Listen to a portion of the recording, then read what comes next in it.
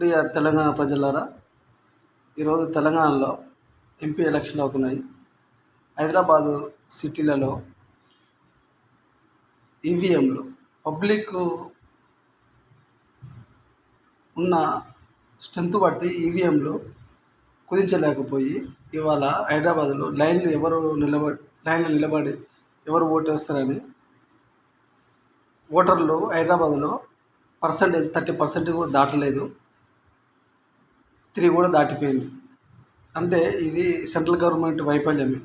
కాబట్టి ఓటు శాతం పెరగకపోతే central government BJP 10 సంవత్సరాలు ఉంది. దీని గురించి ఏం ప్రతిపాదన తీసుకొచ్చింది? 1 రేషన్ 1 ఇండియా అన్నారు. 1 ఓట్ 1 నేషన్ 1 ఇండియా. ఈ పథకం డైరెక్ట్ మొబైల్ యాప్లో ఇచ్చుకుంటే అయిపోయేది. ఒక ఓటు కోసం ఎక్కడెక్కడికో వెళ్ళి ఓట్లు వేస్తారు. ఈరోజు ఈ ఒక తెలంగాణ సమస్య కాదు, ఇవాళ తెలంగాణలో ఉండి హైదరాబాద్కి వెళ్ళి ఓటు వేసిన వాళ్ళ పరిస్థితి కూడా ఇదే. అంటే ఇంత టెక్నాలజీలో కూడా ఈ ప్రజాస్వామ్యంలో ఓటు వినియోగించుకోలేకపోతే ఈ దౌర్భాగ్యము, ఇది ముమ్మాటికి సెంట్రల్ గవర్నమెంటే.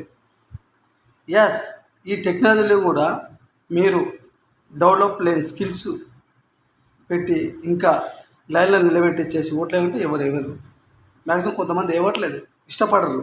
గంటలు నిలబడాలంటే ఎవరు ఇష్టపడరు. మీరు ఇంకా టెక్నాలజీ తీసుకురాలేదు. దీనికి వైఫల్యమే, బీజేపీ వైఫల్యమే అని కూడా నేను అనుకుంటున్నాను. నేను చెప్పిన మాట కాదు, ఇది ప్రజలు అనుకునే మాట. ఇది సాక్షాత్తు హైదరాబాద్లో ఓటింగ్ శాతం చూసుకోండి. ఓకేనా ఫ్రెండ్స్? Thank you. జై కాంగ్రెస్.